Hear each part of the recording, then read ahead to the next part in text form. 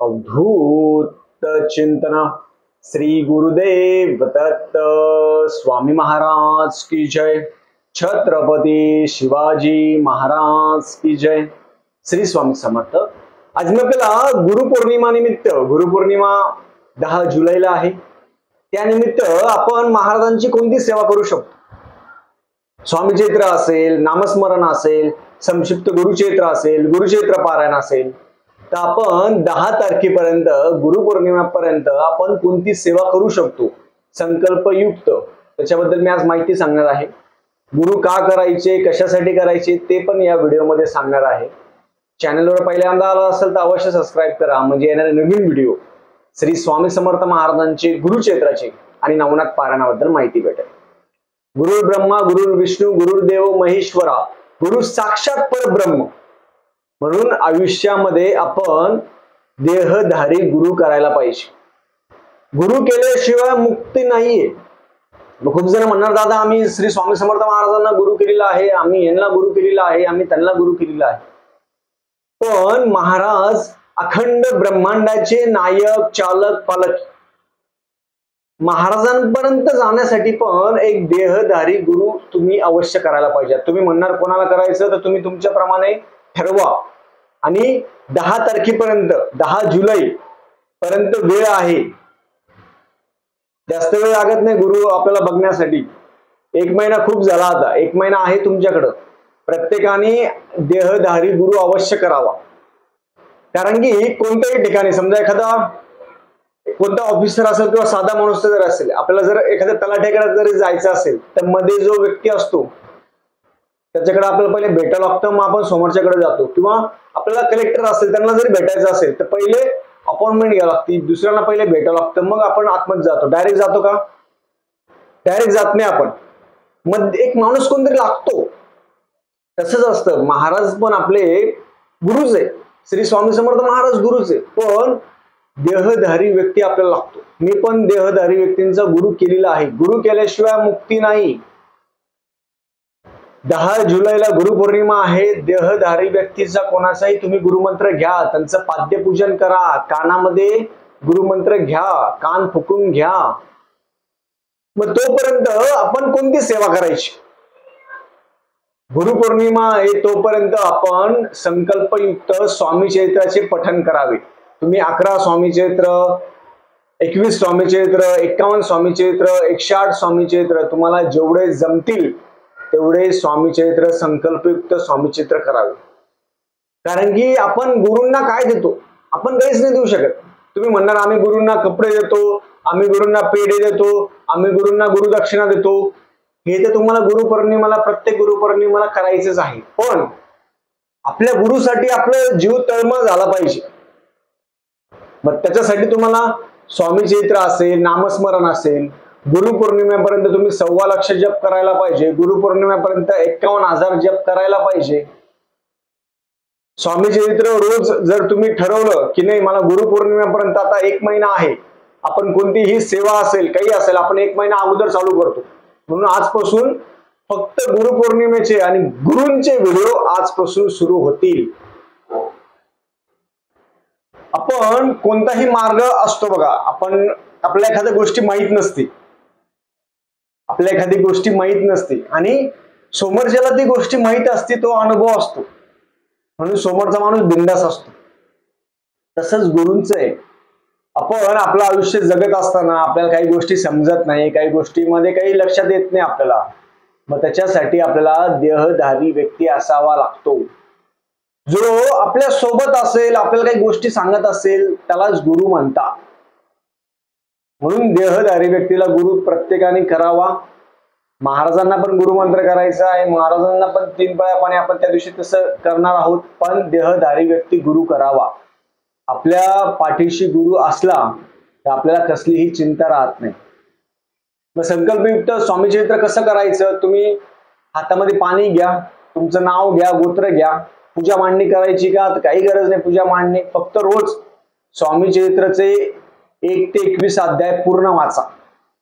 पूर्ण एका दिवसात एक स्वामी चरित्र संपून टाकायचं, असं तुम्हाला 30 दिवसात तुमचे 30 स्वामी चरित्र होईल। मनापासून केलं तर होईल।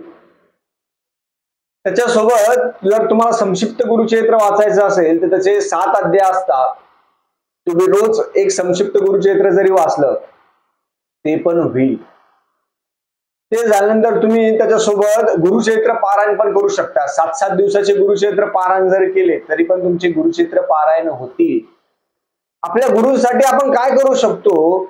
आपल्या गुरूंसाठी आपण फक्त सेवाच करू शकतो, दुसरं काहीच करू शकत नाही आपण. करता आणि करविता तूच एक स्वामीनाथा, माझ्या ठाई वर्ता मी पणाची. आपण कोण नाही. तर माझं पण मी तुम्हाला उदाहरण अनुभव सांगतो. मी पण पहिले म्हणायचो नाही महाराज सर्वस्व आहे, कशाला देहधारी व्यक्ती पाहिजे, कशाला काय गरज आहे, मी असं म्हणायचो. पण महाराजांनीच मला बुद्धी दिली की देहधारी व्यक्ती गुरु करावा, म्हणजे आपण त्याच्याजवळ बसू शकतो, त्या गुरूंजवळ बसू शकतो, गुरूंना आपल्या हित गोष्टी सांगू शकतो, गुरूंना आलिंगन देऊ शकतो. गुरु म्हणजे आपल्यासाठी आई वडील बंधू सर्वस्व आहे. म्हणून देहधारी व्यक्ती गुरु करावा. आपल्या ज्या काही भावना असेल, आपल्या काही गोष्टी असेल ते आपण त्यांना सांगू शकतो. त्यांचं पाद्यपूजन करायचं, त्यांना वस्त्र असेल, दूध असेल, पेढे असेल हे आपण द्यायला पाहिजे. गुरु म्हणजे माय माऊली असते. मग प्रत्येकाने काय करायचं, आपण देहधारी व्यक्ती प्रत्येकाने गुरु करावा. रोज स्वामी क्षेत्राचा संकल्पयुक्त आजपासून स्वामी क्षेत्र तुम्ही चालू करून द्या. दिवा लावा, अगरबत्ती लावा, धूप लावा, फोटो मांडायचा तर फोटो मांडा, नाही मांडायचं नका मांडू.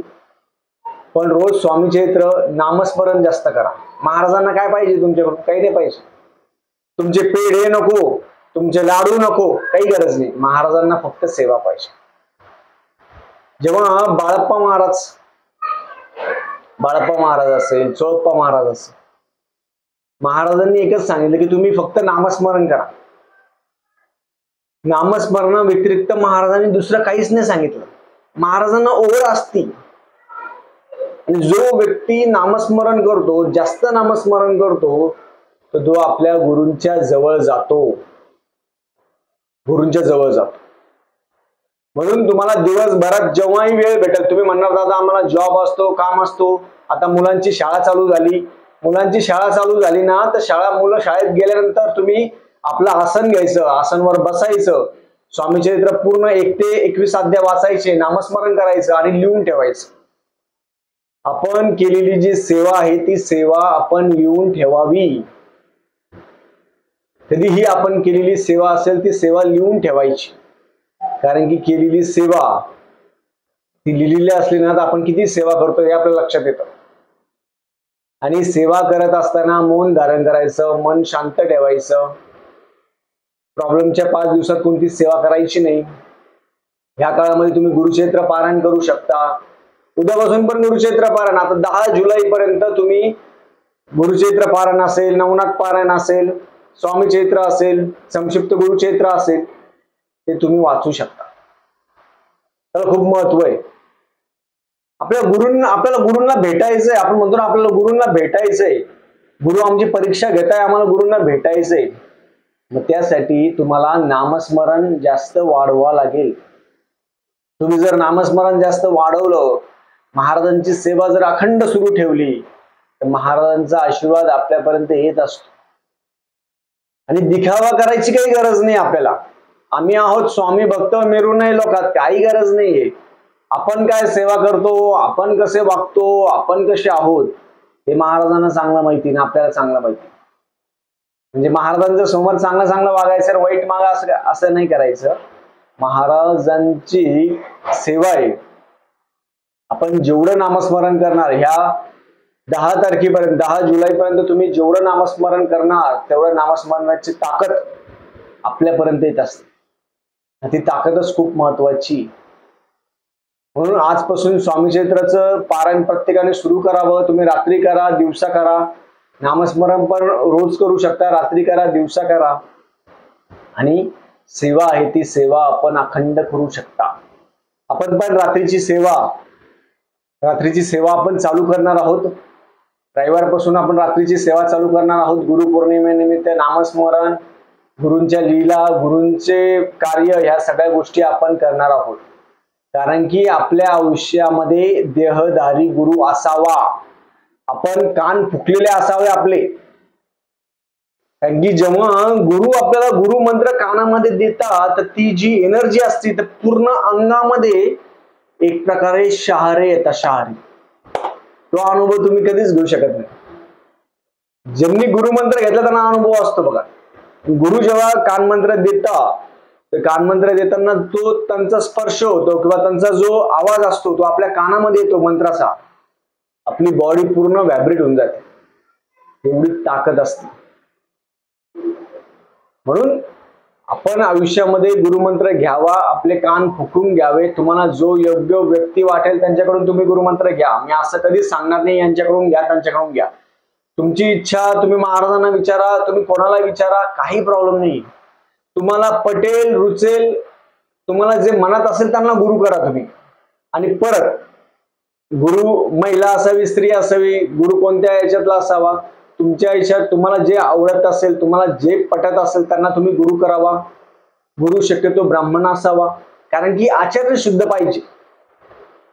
आचरण शुद्ध पाहिजे. गुरु जर तुम्हाला ब्राह्मण जर भेटला तर कसं असतं, ब्राह्मण गुरु जर भेटला म्हणजे तुमचं पुण्य असतं. तुमच्या पत्रिकेत योग चांगला असेल तर तुम्हाला ब्राह्मण गुरु भेटेल, अन्यथा नाही, हे लक्षात ठेवा. तुम्हाला जसं वाटेल त्यांच्याकडून तुम्ही गुरुमंत्र घ्यावा, आपलं आयुष्याचं कल्याण करून घ्यावं.